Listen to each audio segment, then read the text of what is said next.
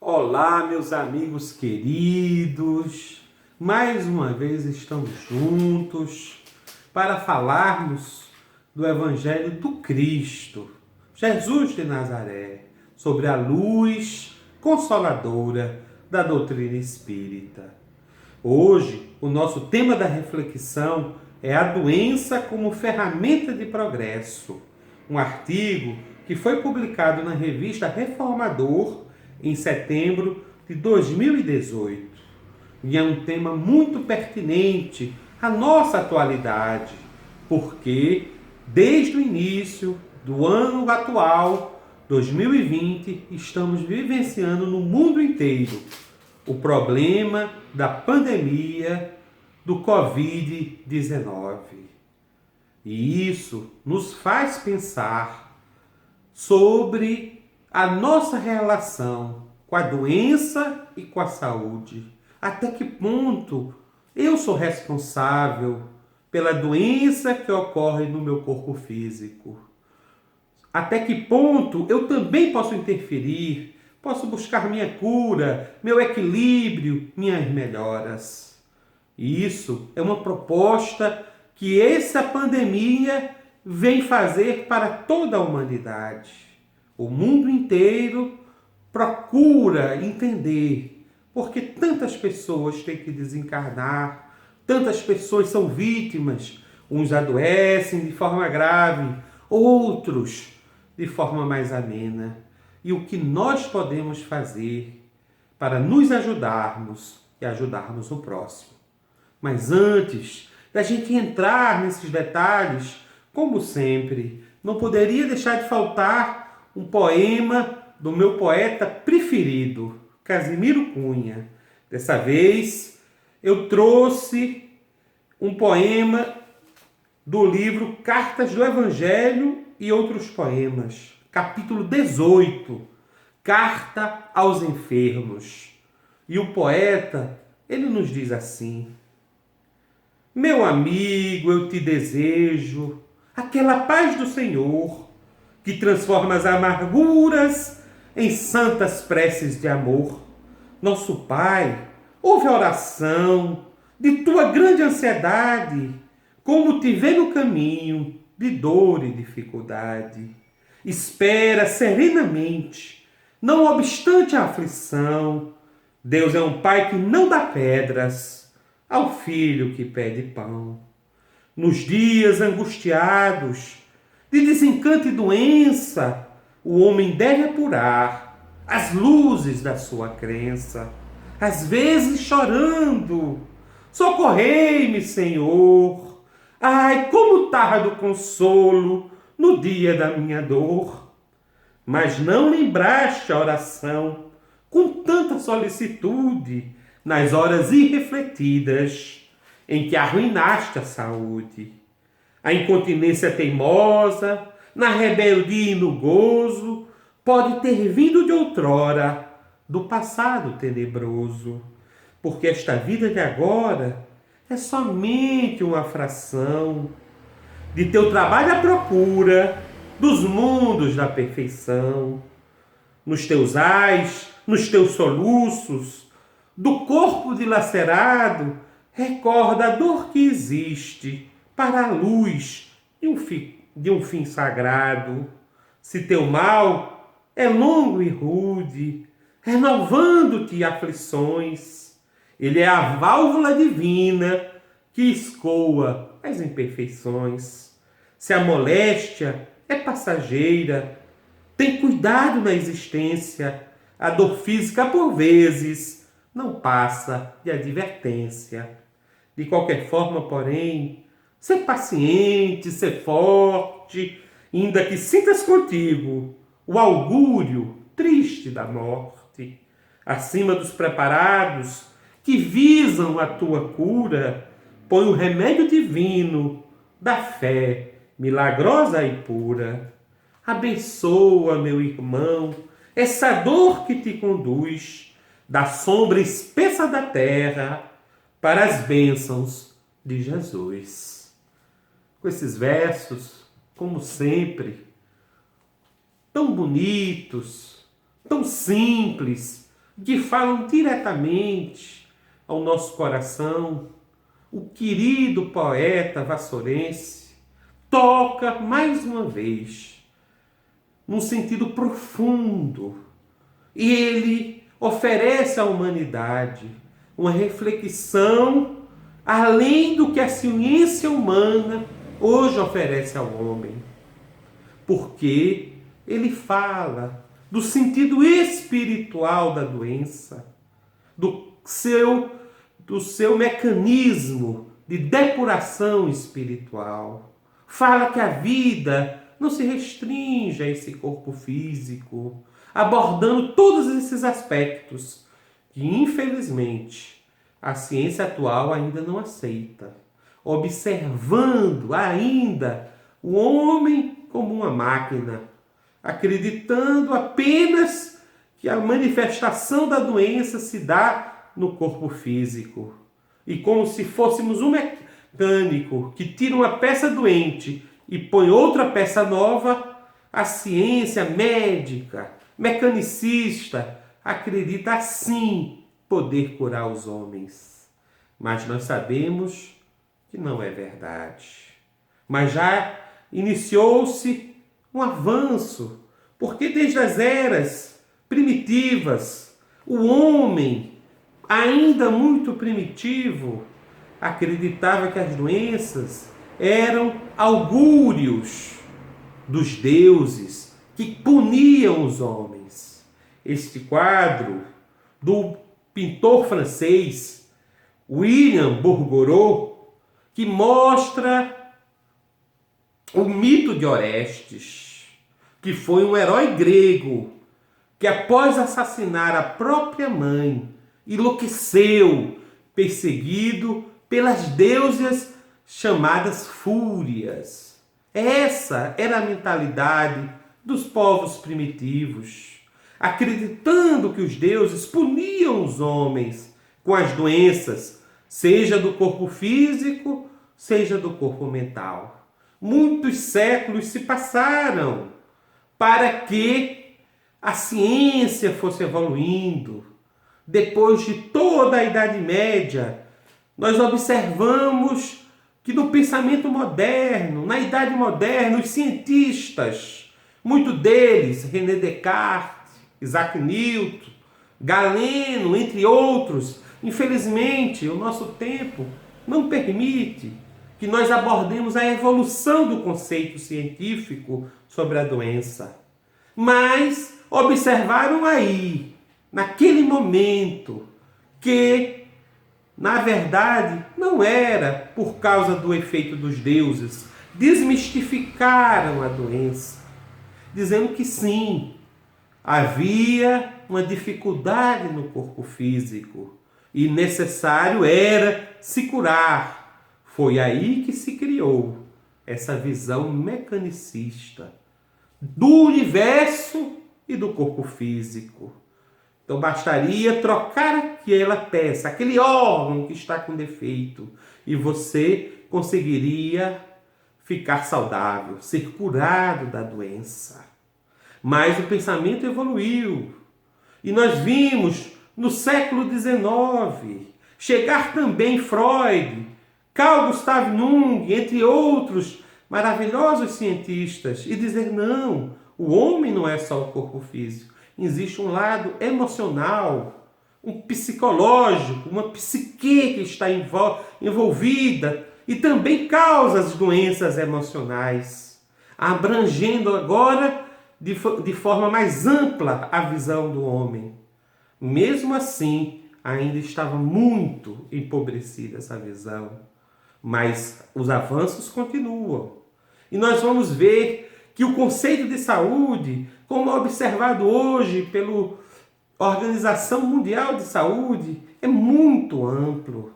O homem, para ser considerado saudável, ele precisa estar bem no seu corpo físico, ele precisa estar bem no seu processo emocional, mas também precisa estar bem no seu contexto familiar, não ter problemas com sua família, discussões, dificuldades.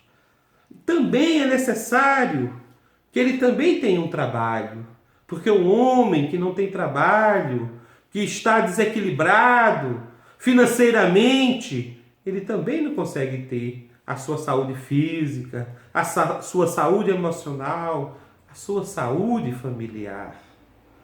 Também ampliou-se ainda mais e observou que, além do contexto familiar, existe também o contexto social. Então o homem tem que estar adaptado à sua sociedade, ao meio e à comunidade onde ele vive. É necessário ter todos esses equilíbrios. E por fim, desde o século XIX, o nosso querido codificador, Allan Kardec, ele já propôs, mas até hoje a ciência ainda não aceitou. Mas um dia entenderá esse paradigma, que é o paradigma espiritual. Para se ter a verdadeira saúde, é necessário um equilíbrio amplo de todos, né, essas condições humanas. O corpo físico, o emocional, o familiar, o trabalho, o social e o espiritual. E aí sim, nós encontraremos o ser humano equilibrado. Porque os benfeitores espirituais, há mais de 160 anos, já disseram para Allan Kardec que nós não somos apenas um corpo físico. Muito pelo contrário, nós somos espíritos. Somos seres espirituais e que passam por uma experiência temporária no mundo da matéria, no mundo físico, aprendendo a lidar com todos esses conceitos. E para isso é necessário ser revestido, primeiro, de um corpo espiritual, que Allan Kardec chamou de perispírito. E por fim, para renascer aqui no planeta Terra e adquirir um corpo físico. Mas o benfeitor Emmanuel nos garante que os grandes cientistas, um dia, mesmo sem querer, eles descobrirão o espírito. E a medicina não se restringirá apenas a cuidar do aspecto corporal e material do ser humano, do aspecto emocional, do aspecto familiar, social. Não, também abordará as questões espirituais. Porque é lá, no perispírito, no corpo espiritual, onde fica registrada todas as nossas informações. Se nós causamos o mal, se nós lesionamos o nosso corpo físico com excessos, com bebidas, tudo fica registrado no perispírito. E a doutrina espírita nos explica que quando rumamos para uma nova encarnação, essas lesões que estão no nosso corpo espiritual vão se manifestar na nova encarnação. E aí nós vemos as doenças congênitas, as doenças que são aquelas que se manifestam desde o berço. O nosso querido Emmanuel, no livro Nos Domínios da Mediunidade, psicografado pelas mãos laboriosas e missionárias do nosso querido Francisco Xavier, no prefácio desse livro, que é o livro da vida espiritual, escrito pelo André Luiz, Emmanuel nos diz assim: químicos e físicos, geômetras e matemáticos, erguidos à condição de investigadores da verdade, são hoje, sem o desejarem, sacerdotes do Espírito, porque, como consequência dos seus porfiados estudos, o materialismo e o ateísmo serão compelidos a desaparecer, por falta da matéria, a base que lhes assegurava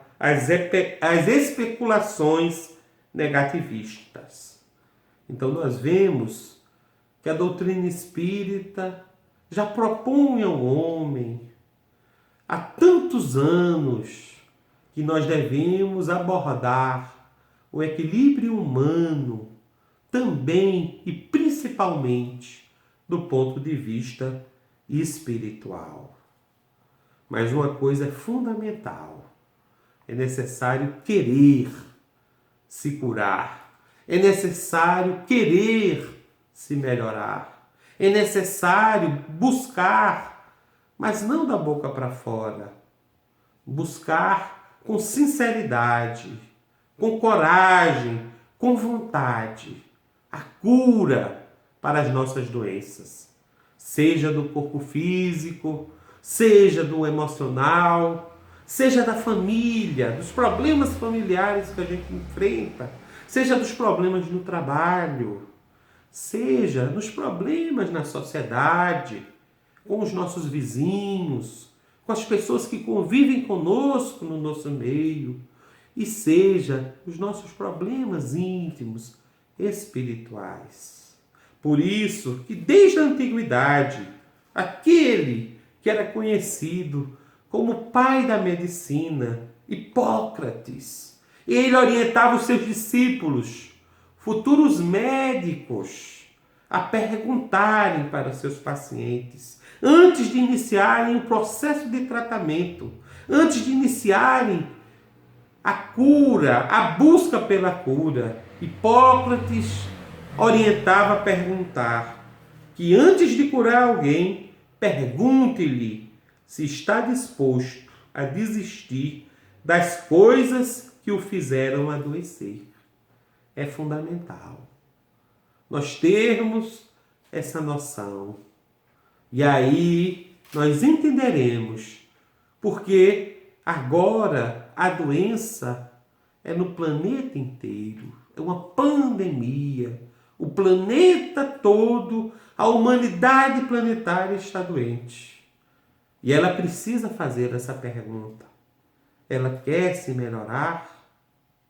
Ela quer enfrentar essa dificuldade e partir para uma fase melhor e encarar essas verdades? Qual é a nossa responsabilidade nisso tudo?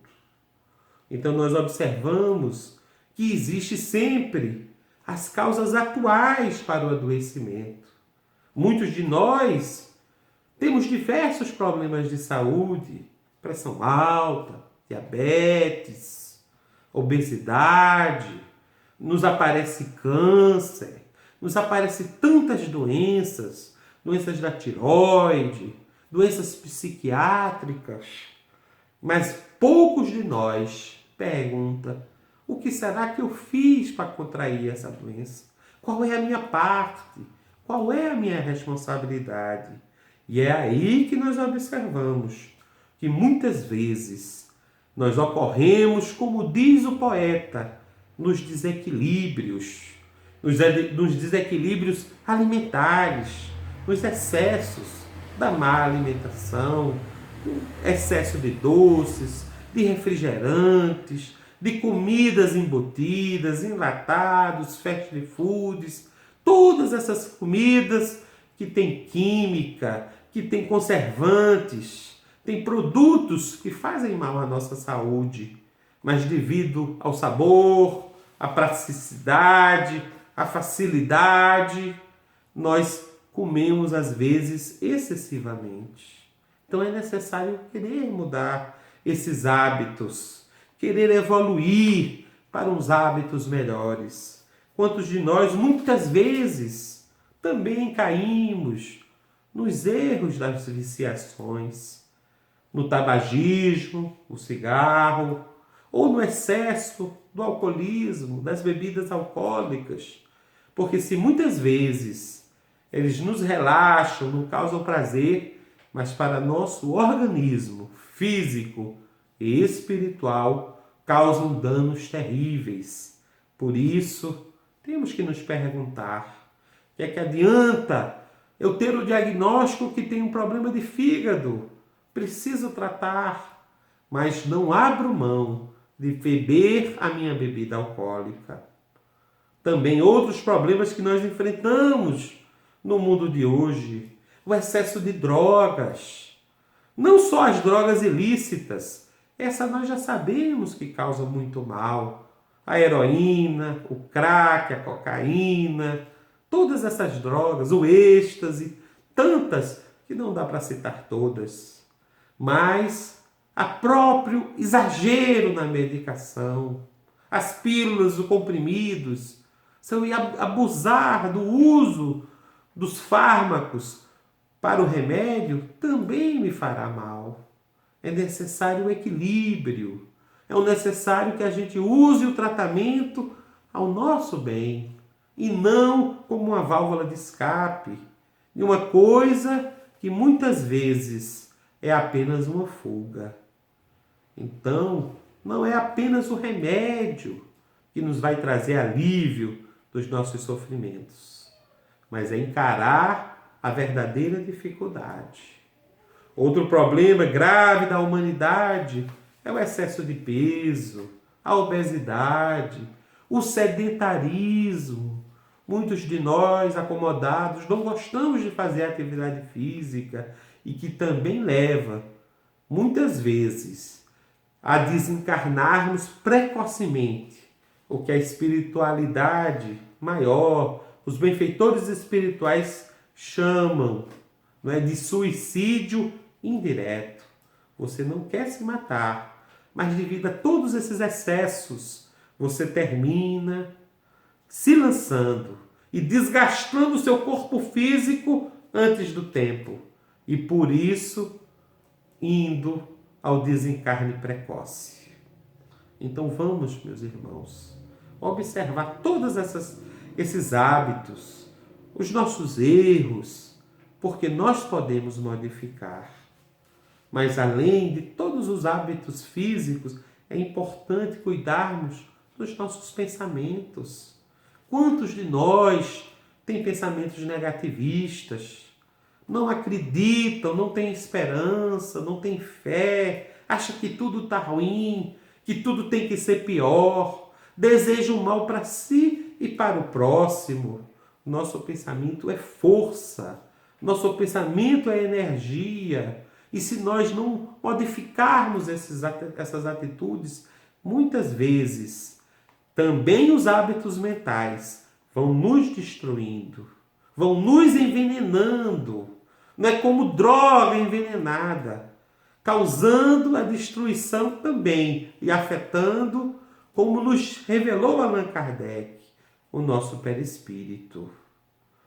E esses hábitos envenenados muitas vezes vão refletir nos nossos sentimentos, levando nós a problemas de depressão, a crises de ansiedade, a desesperança e assim abatendo o nosso emocional.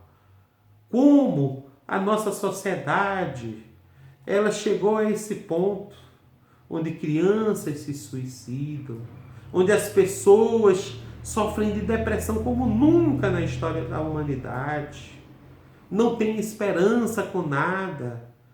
E nós chegamos a um potencial tecnológico maravilhoso.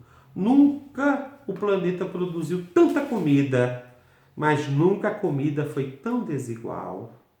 Precisamos ter coragem de enfrentar essas realidades. E por fim, gostaria de falar um pouco sobre essa pandemia. Qual é a nossa responsabilidade nesse momento que estamos vivendo no planeta Terra? Até que ponto nós, agressivos como somos com a natureza, com os animais, causamos destruição e começamos a receber de volta, em forma de viroses, em forma de doenças, essa destruição, esse afã do ser humano, insaciável, sempre em busca de dominar, sempre em busca de produzir cada vez mais para satisfazer os seus desejos materiais. Nós temos que modificar, viver de forma mais harmônica conosco mesmo, com o nosso próximo, com o nosso vizinho e com o planeta Terra. Mas agora que essa realidade já se instalou, outra pergunta que não quer calar: o que é que eu posso fazer por mim e pelo outro? Eu posso me cuidar, e me cuidando, eu cuido do outro. Mas mais uma vez, nós vemos muito dos nossos irmãos negando a realidade, mesmo com tantos mortos no mundo inteiro, tantas famílias que perderam seus entes queridos, de todas as idades, de todas as profissões, de todos os continentes. Pessoas desencarnaram pela doença, mas alguns dizem que é invenção, que não acredita, que não vão tomar os cuidados necessários, que não vão usar máscara, que não vão fazer a higiene das mãos, ou com água e sabão, ou com álcool gel. É assim que a humanidade age, negando e teimando, ainda impenitentes. Até quando nós vamos evitar de fazer a nossa parte, por nós e pelo próximo?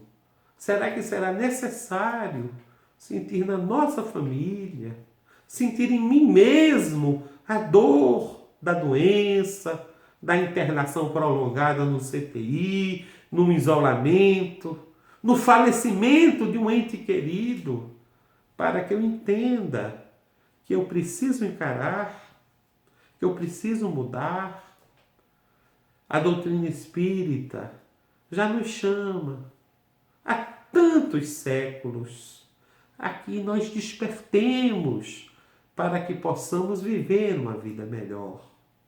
Não poderíamos deixar de falar das causas do passado, porque aí sim, mesmo com todas as doutrinas, sendo doutrinas respeitáveis, sendo doutrinas que merecem o nosso carinho, o nosso amor e que dão a sua contribuição no desenvolvimento do espírito humano, a doutrina espírita é a única que esclarece, porque muitas vezes nós vemos quadros como esse. Crianças, desde o berço, com malformações congênitas, microcefalias, sofrendo, e muitos de nós que negam a reencarnação, a pré-existência do espírito, a vida material e sua subsistência, porque depois que o nosso corpo se degrada, nós continuamos vivos. Não pode explicar por quê. Se a vida começa no útero, como pode já nascer sem nenhuma chance aqueles que nascem com as malformações? Seria injustiça de Deus? Seria por capricho? É esse o Pai que Jesus nos ensinou? Não, meus amigos. Jesus nos falou de um Pai de amor e bondade.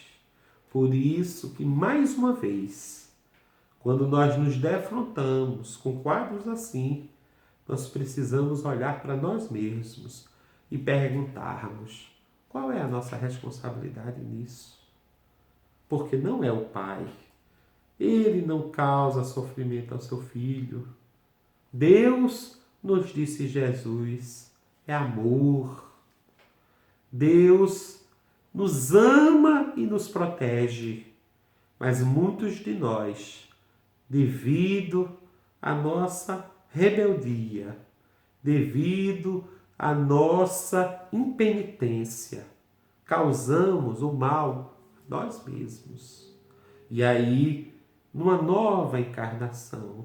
Vamos colher, através da dor, o resultado dos nossos próprios atos. Mas o querido poeta Casimiro Cunha, ele colocou no seu poema Carta aos Enfermos que o que a doutrina espírita nos explica, esse momento de sofrimento é um momento de depuração da alma. Apesar de ser doloroso, a colheita que nós estamos colhendo agora faz com que essas imperfeições que nós erramos e causamos a nós mesmos, elas se escoam, nós aprendamos a lição para que na nova vida voltemos com maior felicidade. Esse é a verdade que nós temos que encarar de frente em frente ao espelho. A realidade da nossa responsabilidade, da nossa vida no momento atual. Se eu tenho alguma doença, se eu tenho algum problema emocional, se eu tenho algum problema familiar, se eu tenho algum problema no meu trabalho, no meu meio social, eu tenho primeiro, antes de botar a culpa no outro, de projetar as nossas sombras no outro, como nos diz Carl Gustav Jung, tenho que olhar para mim mesmo e encarar o que eu preciso mudar. Qual é a minha parte que eu posso fazer para adquirir essa cura, para adquirir essa melhora dessas dificuldades. Porque aí sim eu inicio o caminho verdadeiro para a verdadeira cura, que é a cura espiritual. Eu gostaria de comentar uma passagem, que está no livro Contos e Apólogos, do irmão X, Humberto de Campos, psicografado, como sempre, pelo nosso amado Chico Xavier, no capítulo 6, intitulado de O Bendito Aguilhão. Jesus fazia muitas curas, por isso que eu escolhi esse quadro de Horácio de Ferrari, que retrata a cura do cego de nascença. Porque nessa passagem, Humberto de Campos, ele nos diz que em uma bela noite, na casa humilde do pescador Simão Pedro, em Cafarnaum, Jesus falava das belezas do reino de Deus. E que para atingirmos esse estado de plenitude, de felicidade, de harmonia, e que um dia esse estado viria para a terra, o reino de Deus vem até nós, dizia o Mestre na oração do Pai Nosso. Era necessário que conseguíssemos domar as nossas más inclinações. Era necessário que conseguíssemos vencer o nosso egoísmo, que conseguíssemos vencer a nossa vaidade, a nossa inveja, todos esses sentimentos que envenenam o nosso espírito, que poluem o nosso espírito, que deveria jorrar como fonte milagrosa, uma água pura que descedenta, que faria com que a humanidade toda se unisse como uma grande fraternidade, uma grande alegria.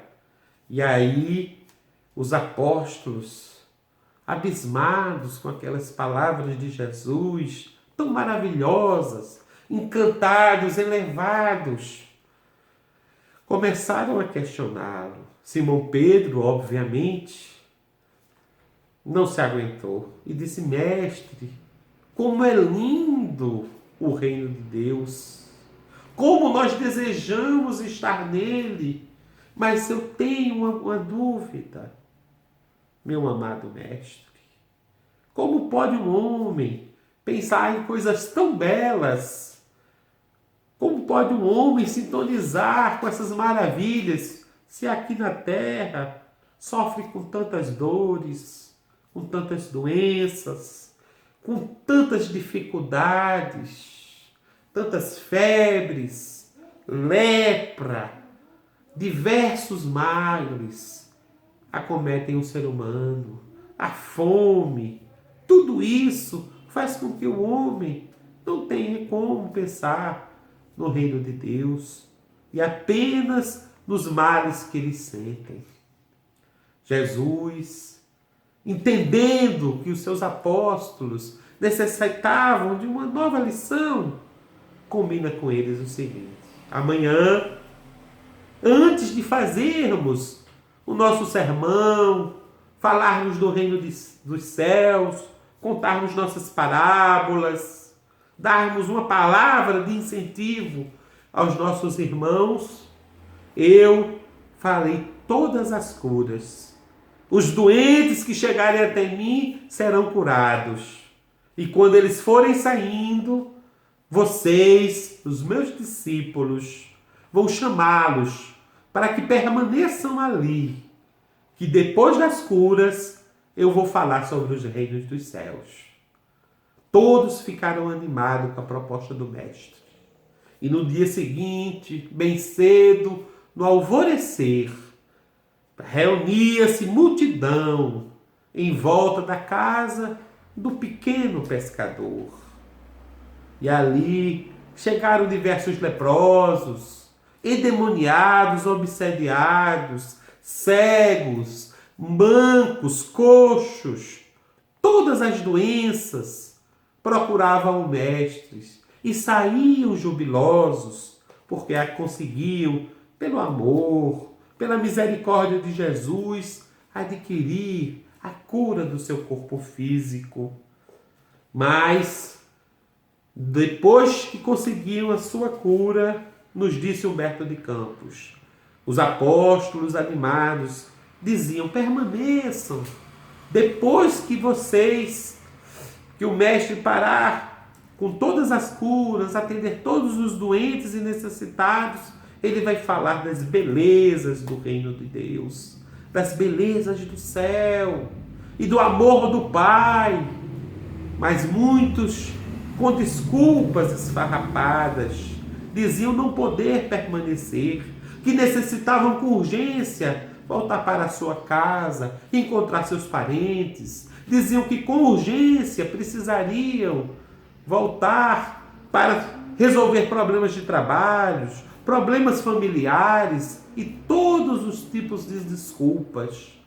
Terminadas as curas, Jesus, com aquele olhar magnânimo, paciente, olhou e observou que apenas tinha ficado para ouvir as suas palavras de amor, ele e os seus 12 seguidores.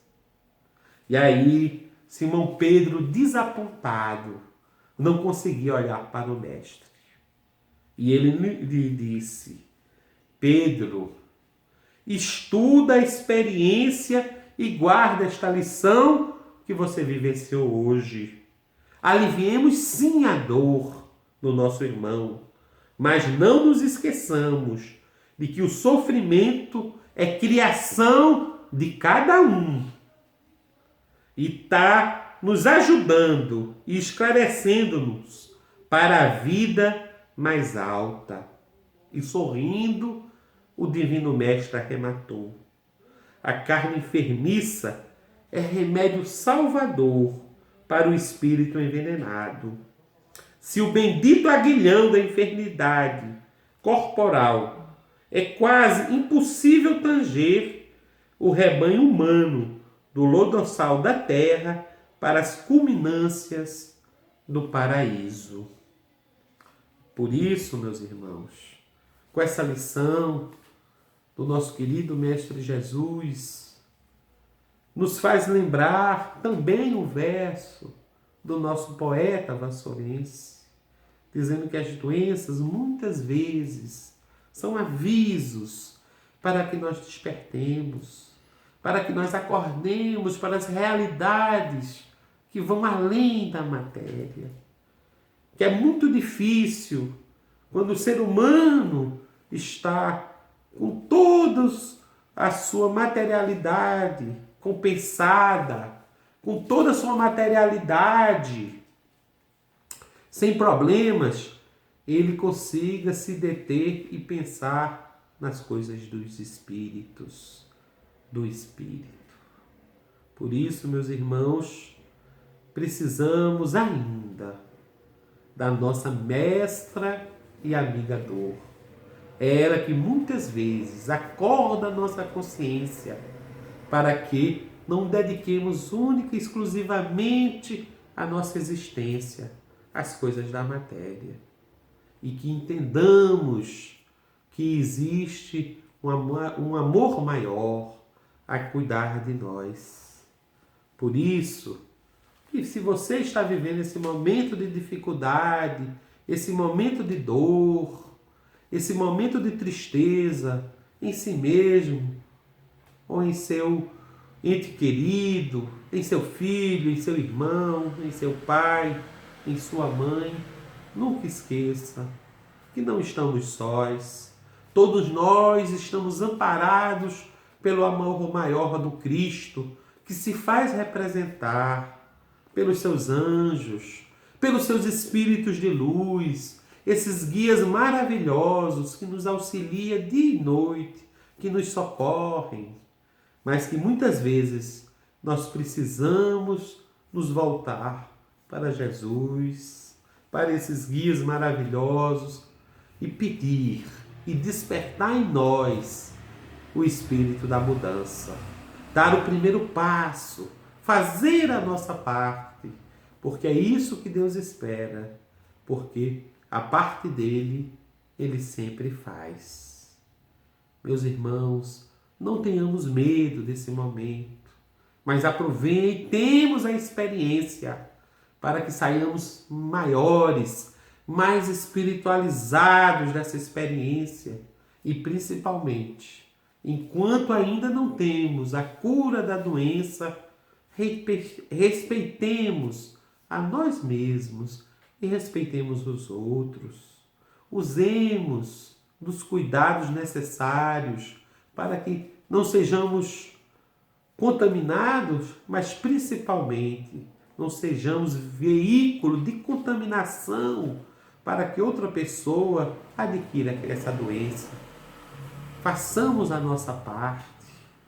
Melhoremos os nossos hábitos alimentares, emocionais, os nossos pensamentos, os nossos sentimentos, porque assim nós seremos mais felizes e um dia encontraremos a verdadeira cura, a cura espiritual, a cura do corpo físico, mas a cura do nosso espírito. Muito obrigado, meus irmãos. Sigamos sempre com Deus.